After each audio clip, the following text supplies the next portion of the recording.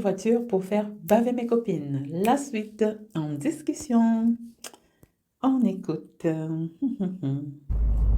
À côté de la Suisse, Annemasse. Il y a Annecy et Annemasse. Alors, rechercher par catégorie. Recherchez le chemin. C'est la carte. GPS activé.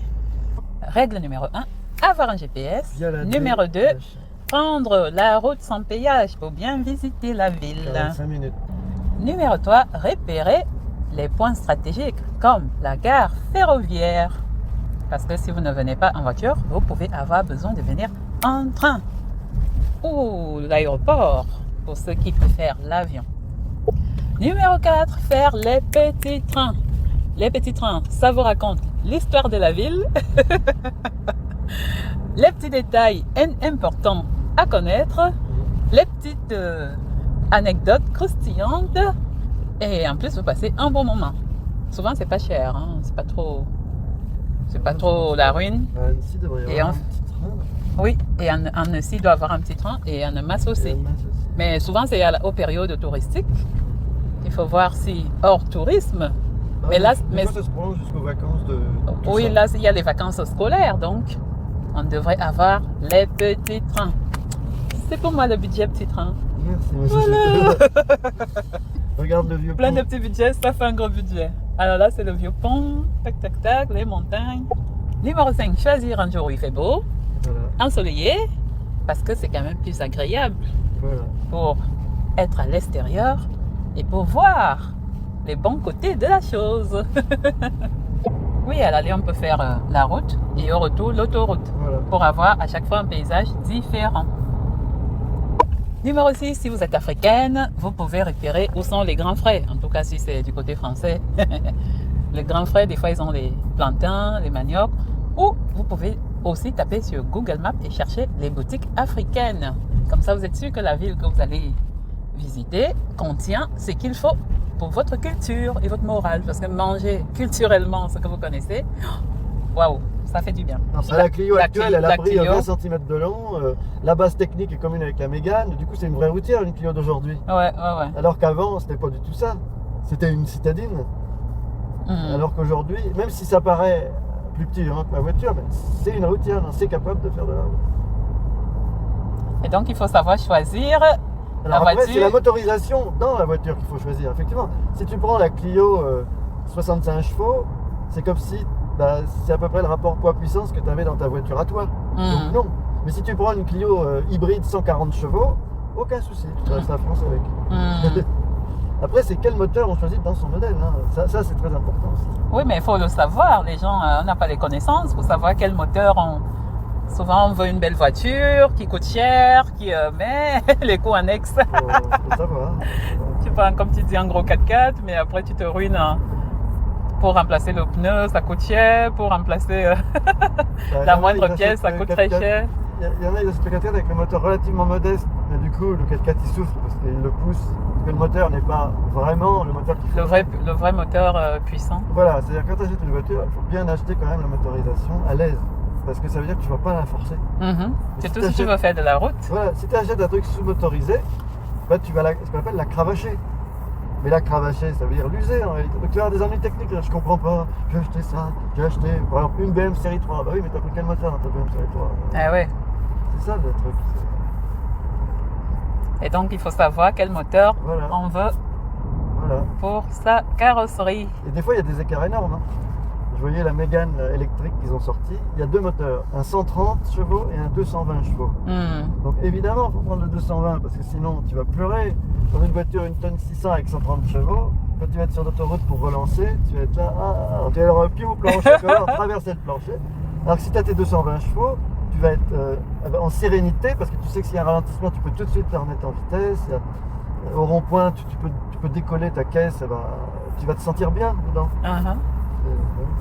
C'est pour ça que moi j'avais pris le moteur le plus puissant de la gamme Fluence. Hmm. Pour pas être avec. Enfin, il n'y avait pas 50 moteurs, hein, il y avait un 110 et un 90 chevaux. Mais 90 chevaux, non, pas dans un engin pareil. Hmm.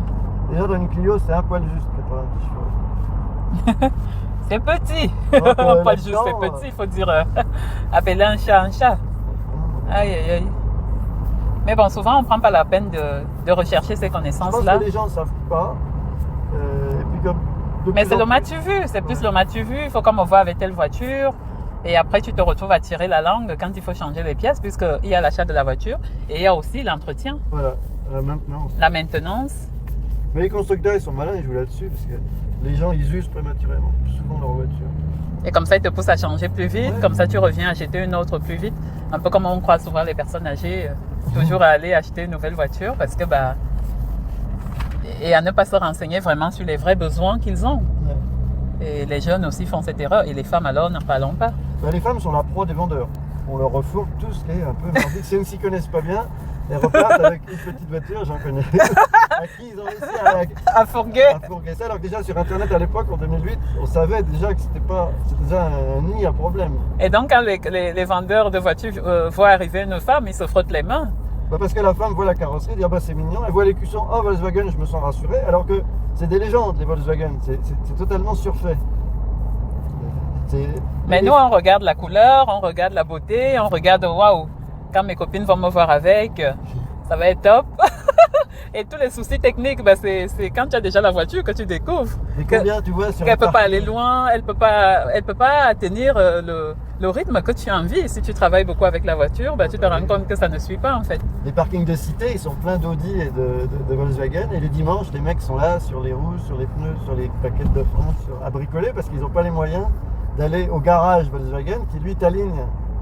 C'est très cher, la moindre pièce est très chère pour les voitures allemandes. Ouais. Eh oui. Et quand tu as un petit budget, ça peut aller très vite. Hein. Ah ben ça va vite. Ça te modifie. C'est pour ça qu'il faut vivre, il faut pas vivre au-dessus de ses moyens parce que si tu, tu prends une voiture qui coûte la peau du cul en entretien, et qu'après tu te retrouves à ne plus l'entretenir finalement, parce que c'est ça le problème, hein. C'est que finalement les gens n'entretiennent plus la voiture parce qu'il n'y a pas d'argent, parce que la moindre pièce coûte Ce qui cher. fait, ils arrivent au bout d'un moment où la voiture fait vraiment des pannes qu'on appelle immobilisantes. C'est vrai, tu peux plus démarrer du tout. Hmm. Et là, ils sont bien obligés de cracher. Et ils sont dans des galères pas possibles parce que là, ils sont arrivés au bout du bout. La voiture, du coup, elle est dégradée, donc elle ne fait après que poser plein de problèmes. Alors que si tout avait été bien suivi scrupuleusement, il n'y aurait pas de problème. Donc C'est vrai que- c'est dès l'achat qu'il faut déjà prendre vraiment les renseignements, Ouais. étudier le dossier à fond et tout. Moi, j'ai vu comment tu fais hein, quand on va...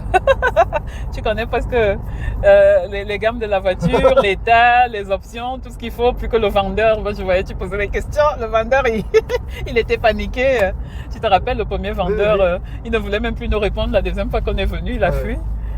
Parce qu'il savait qu'il ne savait pas trop répondre aux questions. Enfin, parce que la plupart des clients ne posent pas autant de questions pointues, tu vois. Ouais. Alors que la voiture, tu fais beaucoup d'années avec. Donc, si tu... Une fois que tu l'as sur les bras, Une fois tu que vas tu quand l'as même sur les vivre bras, avec. oui. C'est avec ça que tu voyages, c'est avec ça que tu dois passer des bons moments. Donc, si tu as un truc que tu n'as pas choisi sur mesure, comme tu veux, waouh.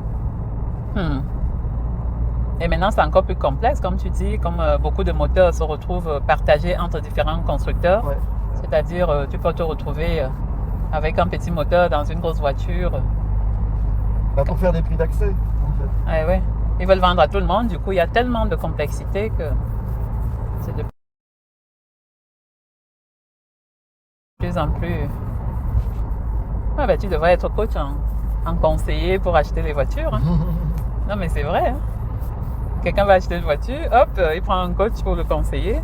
Surtout les femmes. Ça, je t'assure, moi, je me suis fait avoir comme ça. Ils parlent toujours de mes erreurs, de mes défauts. Et ils m'ont vu arriver, se sont frottés les mains. Tu as vu comment j'ai galéré. Je me retrouve avec une voiture, j'ai bien dépensé les sous, mais elle t'a était... coûté le double en réparation. Ben C'est oui. une honte, quoi. Eh oui, dès que tu enlèves le côté, oui, c'est élégant, c'est chic, c'est propre, le reste Disons commence que à dans tirer la langue, quoi, c'est pas Dans possible. ta voiture, il y avait dire que le volant et les sièges étaient corrects, tout le reste était très Ben oui, tout fragile. le reste, je pouvais pas connaître. Mais déjà, c'était vraiment une arnaque, parce que c'était une Volkswagen qui n'était pas fabriquée en Allemagne ou en Autriche ou dans un pays de l'Est. C'était fabriqué au Brésil et réimporté par bateau. Ils l'ont sorti en catastrophe. Ils ont sorti cette voiture parce que Renault a fait un carton avec la Twingo en 92. Et branle-bas de combat chez Volkswagen, on ne peut pas laisser Renault se faire des couilles en or avec la Twingo.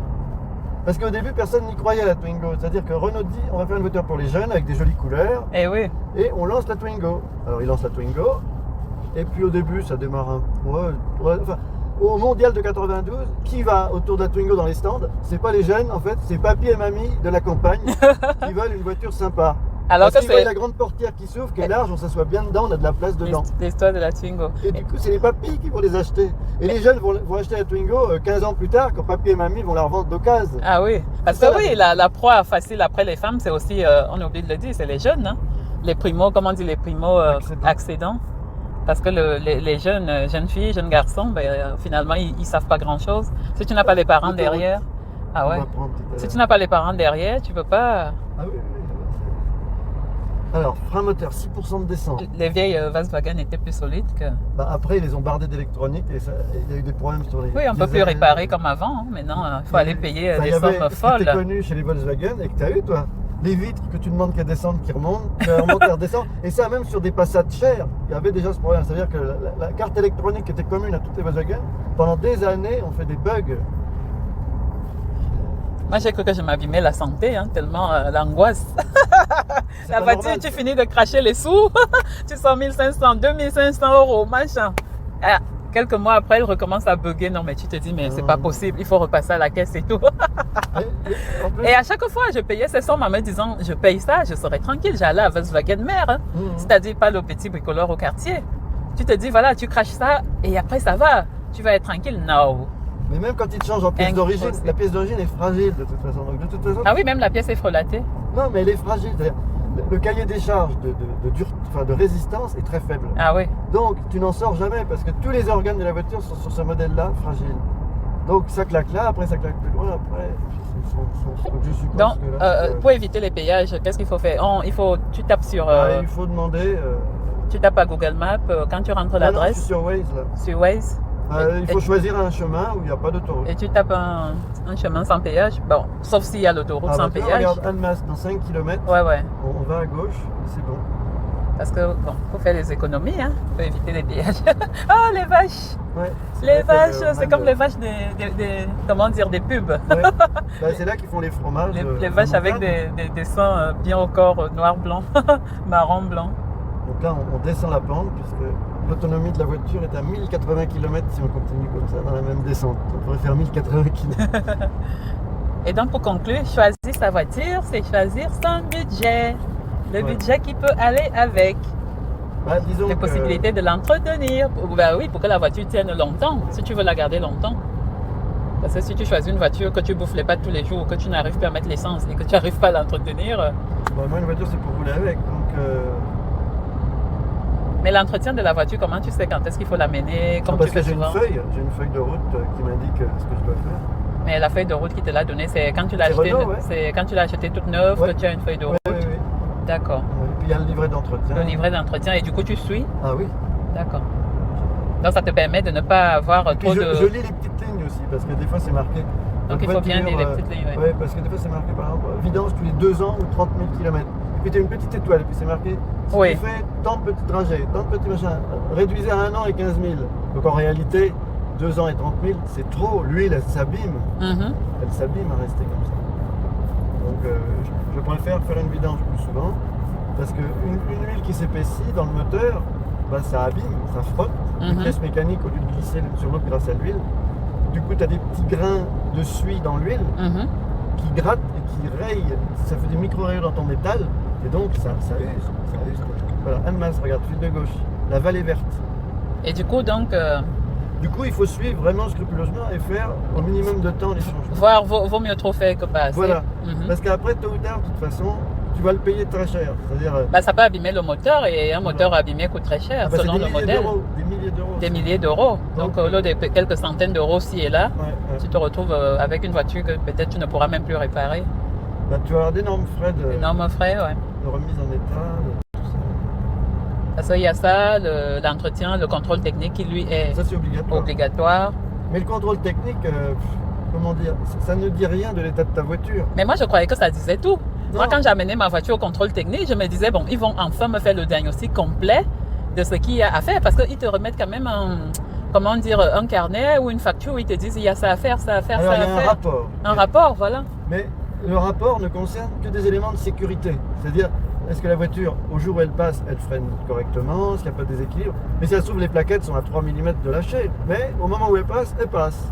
Donc, Oui, mais quand même, pour les plaquettes, ils sont toujours en train de dire plaquettes. Moi, je me rappelle une fois, ils m'ont dit le prochain contrôle technique, il faudra changer les plaquettes. Ou alors, si vous pouvez aller les changer. Enfin, ils m'avaient quand même fait un rapport sur les plaquettes. Oui, des fois, mais tu passes quand même ton contrôle, même si tu as une. Ah oui, c'était passé. C'était passé. Ils avaient fait cette remarque. Non, non. Mais ils m'avaient quand même conseillé que c'était à surveiller. Et je crois même que quelques mois après, effectivement, la voiture a lâché les plaquettes.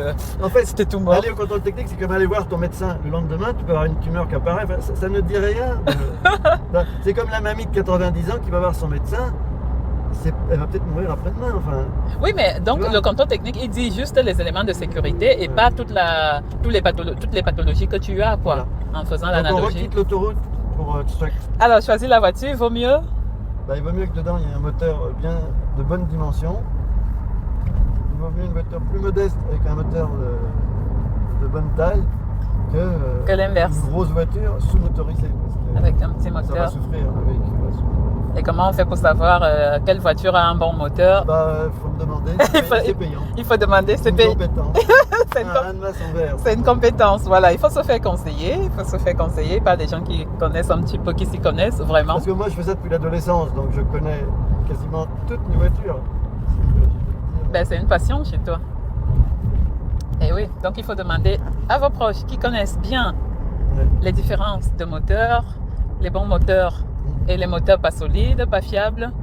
On s'intéresse au moteur. Le moteur, c'est comme le cerveau. Hein. Moi, souvent, je parle un peu du côté médical. Le moteur, c'est comme le cœur. Pourquoi? S'il lâche, plus rien ne marche. Ah oui, parce que c'est là où ça distribue. Parce que quand on parle du cœur, on parle de réseau artériel, veineux, donc de la distribution, c'est la pompe. D'accord. Voilà. Donc le moteur, on s'y intéresse. C'est le cœur de la voiture. Et pour moins consommer, moins dépenser, finalement, il faut l'entretien. Il faut suivre l'entretien. Les préconisations constructeurs. Les préconisations du constructeur.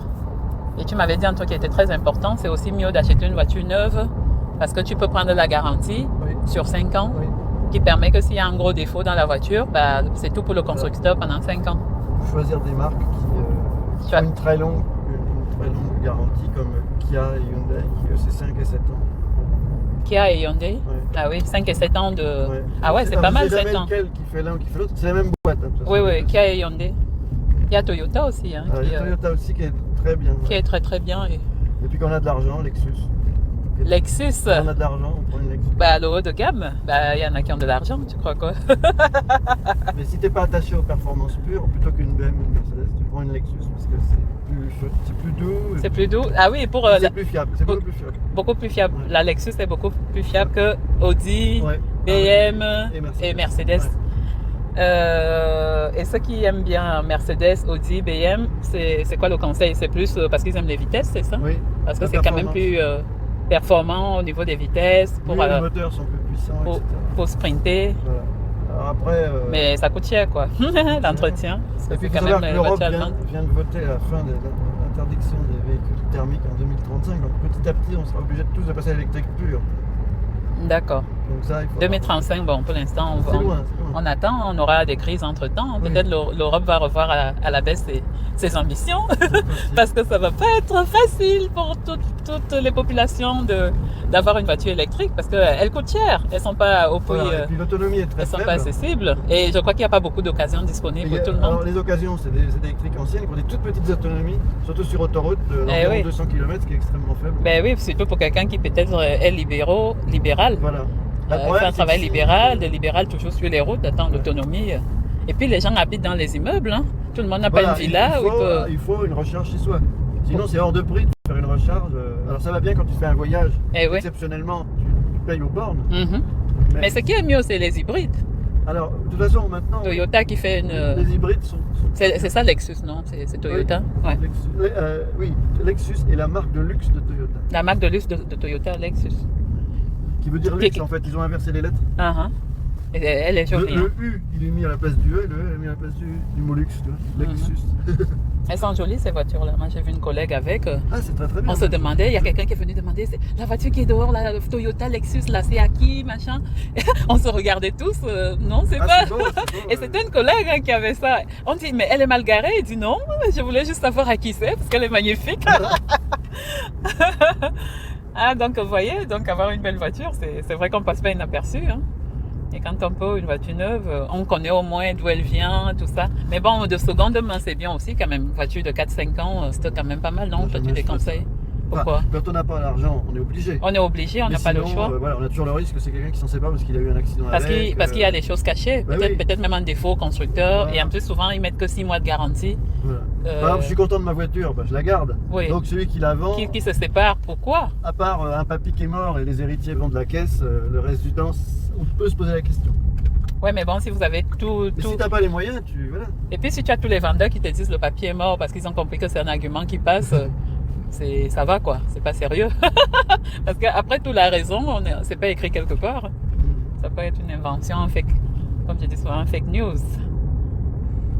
En tout cas, c'est pas facile le choix des voitures. Moi, je dis, ne pas aller choisir une voiture seule quand on est une femme. Moi, je me suis fait avoir, hein, j'ai souffert plus de 10 ans d'avoir fait une erreur. Mais oui, la voiture, c'est comme une maison. Tu sais, quand tu fais l'erreur de où est-ce qu'il faut mettre ton lavabo, où est-ce qu'il faut mettre ton lavement, ou je sais pas quoi, ton chiotte. Ton lavabo va pas te ruiner, il va juste t'emmerder. Il va t'emmerder. Ta voiture, elle va te ruiner. Elle te ruine parce que vraiment, il y a un vrai problème. Défaut constructeur, l'autre s'en est séparé. Moi, j'ai pris une voiture qui avait que 4-5 ans.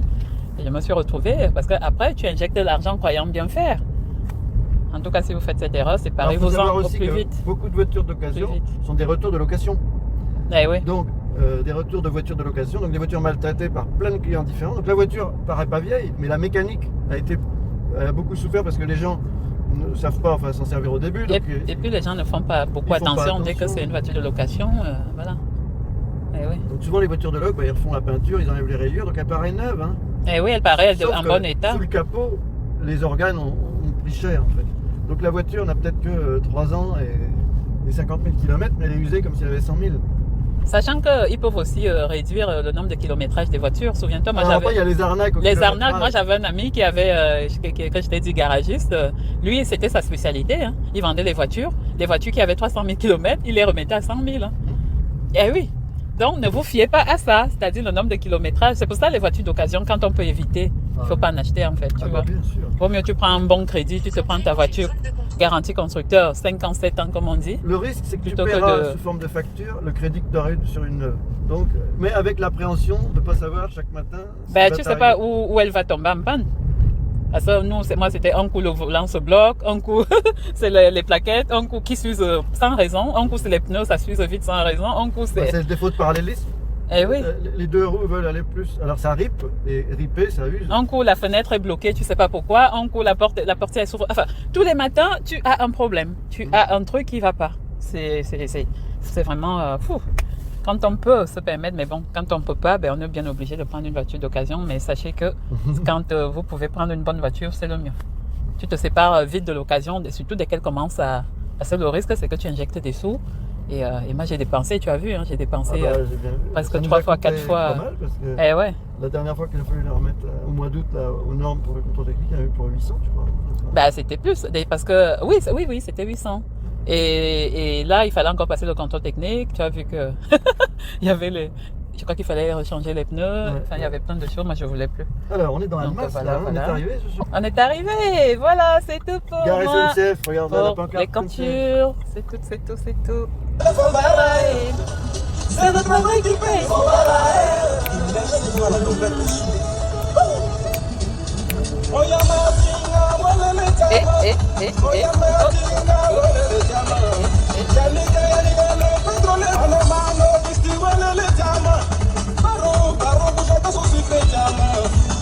C'est le travail qui paye.